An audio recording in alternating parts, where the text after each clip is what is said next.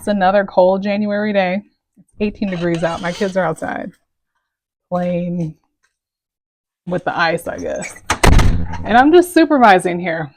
Anyway, I'm Brianna. I'm building a business again as a life coach. And in the last video, I was telling you about how I got online. I got on TikTok before it was banned and had asked some psychics if there was a block to me getting clients and work. And then I really kind of came away with I need to work on my confidence. So I went into the staycation I did this weekend. It was basically a staycation, although I was staying 4 hours away at in-laws' house. But I got a lot of time to myself. They were watching my kids, and I was wanting to sort of explore that. But I ended up booking a call with a new friend that I met in a human design group about how to initiate a public speaking career, because I kind of feel like maybe I need to just focus on a different way to get clients, since this way I'm doing it's not going great. And I know that public speaking is in my future. When I think about my career, I see myself on a stage. I have never had a vision of me coaching. Like, I can envision me coaching, but that's not the vision that's given to me, which is kind of worrying because that's what I'm prepared to do right now. I mean, I guess there's always avenues to, like, coaching is an avenue to public speaking. So anyway, that's what she has expertise in, and branding. And I was on a Google Meet with her on Friday night and learned a lot. So she's very persuasive. And I kind of told her a little bit about my thing, my niche, I suppose. And she was just riffing these talking points. She was so persuasive. I was ready to buy my own program from her. So it really, once again, just like in the last video, seeing her do the thing that I want to do helped me to see my opportunities for growth. And so she showed me how to look for speaking opportunities. Well, one way is that you find an organization related to your niche, and you look on there for whoever does marketing or communications, and you find them on LinkedIn. So then we get on LinkedIn, and she's like, you need to put a cover on here. I didn't really realize there were cover photos on LinkedIn because I haven't been serious about LinkedIn. So she told me to at least change it to a blank white instead of this I haven't put anything here banner, that the default one. And so we did that. And then she was really encouraging me. She saw my YouTube channel and she was like, this is your social proof. That's the thing. My problem is that I don't have social proof. I don't have enough testimonials or experience to really market myself. So she's like, you need to get social proof and talk to me about how to do that. Then she saw the YouTube channel and she was like, you need to monetize that. Don't throw ice at the glass door. I just don't know what kids think sometimes. Like, did you hear how hard that was? So I want to get monetized. She was like, you need to get monetized. I've been on YouTube for 6 years. Obviously, it's been a goal of mine every single year to get monetized, and I haven't achieved it. So I was like, but in her saying it like it was just the simplest thing in the world, I kind of realized maybe it kind of is the simplest thing in the world, and I'm just making it complicated. So the next morning, I did a lot of journaling, and I came to this conclusion. I think it's important for you guys and people in general. I feel like when I'm at the stage where I've made my millions and now I'm teaching other people how to make their millions, this is going to be one of the points that I make.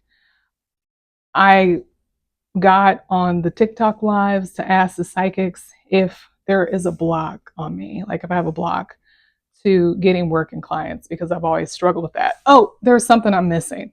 But anyway, so I asked if there was a block, because I don't. This is the point. This is the sermon. This is the takeaway. I haven't believed in myself enough to, I haven't believed in myself enough, so much, so little, I'm sorry. I have so little faith, confidence in myself that I put too much influence on external factors. Is there a block? Is Instagram just not for me? And do people not know what codependency is? I'm always thinking like, is this just not for me? When in reality, it's just I don't believe in myself enough. And I couldn't see that until I saw her, because even though she was, just making stuff up, she showed me what it looked like to be confident. So in the last video, that one psychic showed me what I look like, not really being confident, not fully showing up. She showed me what it looked like to show up. And it's not that I have a low self-esteem. Like, that's not how I see myself. I thought I was confident until this meeting. I realized I wasn't confident. And that's why I've been struggling, because if you don't have enough faith in yourself, you can never actually try as hard as you need to try. Even if you're willing to try and work hard, it's never going to be what it needs to be, because you don't believe in yourself enough to fully put the pedal to the metal. So that's what I'm going to say in my keynotes, but I'll say it better because I'll have more time to figure out what I'm trying to say. So I may have mentioned, they're talking about, it's cold. Look, jacket not even zipped up. Can you zip your coat up? Are you ready to come in? No, there's something in my head and I got it out. Okay, go ahead and zip your coat. Because it'll make you warmer. You know what? You can't save them. Anyway, I may have mentioned, but I had to fill out this form to email to my friend, and it was really hard. This is the thing. I'm sorry, I'm kind of all over the place, but this is the thing that I really learned. I had to fill out what are my goals? What is my top 3 ideal customers, which is a really good question to ask, because sometimes I know I'm not the only one who's out here grinding, trying to get clients, and I can't even tell you exactly what clients I want. I know what I want to help with, but I don't know who that person is. Just like today, somebody commented on my last video about, is QCA worth it? And then I realized, okay, like, potential coaches are watching my videos. Maybe that's who I should be making videos for. So it's important to think about who your ideal client is. And the middle question was like, what topics or something? Or no, it was relevant quantitative and qualitative data and skills and talents. And I didn't really have much to put. I have skills because I did that coaching course, and I have some, natural skills and abilities, but I didn't have any quantitative data, which is how we got to needing the social proof and then the YouTube and all of that. But I was trying to explain to her that I feel like when I go to fill things out like this, like resumes, I had such a hard time doing resumes when I was younger. It's like a veil comes over me. So I had to spend a lot of time journaling to explore, what is this veil? I think I'm a very confident person, especially in person. I come off really well. I'm an adept conversationalist. I went to a party this weekend. I went to visit a friend from college, and some of her neighbors were having a party, and it so happened that I was able to go. Like, she was like, well, people canceled, so you can come, because it was a presentation party. So they were doing presentations. It caught me off guard so bad, but I ended up getting to go. And this is out of town where I was. And at the end of the thing, I gave a presentation because someone was making a presentation about the presentations during the thing. And then he asked me to give it. And I was able to do that. I'm a confident person. But anytime I've tried to put that on paper, I can't.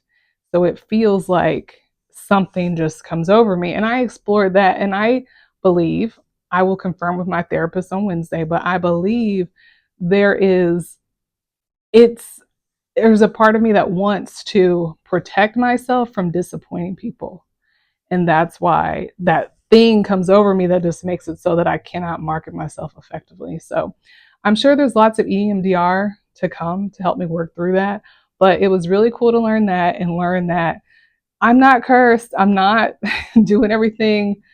Um, I'm not at a total loss. I'm just not like giving it the right energy. So if I can address these issues, I can give it the right energy and I can be successful. And I am more and more just realizing 3.5 months is not really enough time for me to claim curse. Like it's funny to me that I'm acting like nothing's working out when it's only been 3.5 months. Like if in the scheme of it all, that's not going to seem like very much. So I'm keeping the faith. I'm more encouraged and I know what to do next. I changed my LinkedIn. You can check it. LinkedIn, or you can check it, Brianna Webb on LinkedIn. I made a nice thing. And I changed some of the other information because I need to show up in my full force and not be like holding back or covering myself up to avoid this experience of people not being satisfied with who I am, which is codependency. And that's kind of what I was getting at. Like not having confidence, which it causes you to fixate on the external factors more than the internal is an element of codependency, as well as being afraid that you're not enough for people. So while I have recovered from codependency so much to the point that I know I can help other women change their lives, it's an ongoing process. There are levels to this, as they say. So this is just the next frontier for me. Okay, that's all I got to say. I wanted to show you, but I don't know how. I'm wearing this caftan from my husband's grandmother. She passed away in February of last year, 2024, and I found this in the closet at Thanksgiving and asked if I could have it. So I'm wearing that. I'm sure that doesn't sound good on my mic, but I just thought I would share. I'll see you guys in the next video.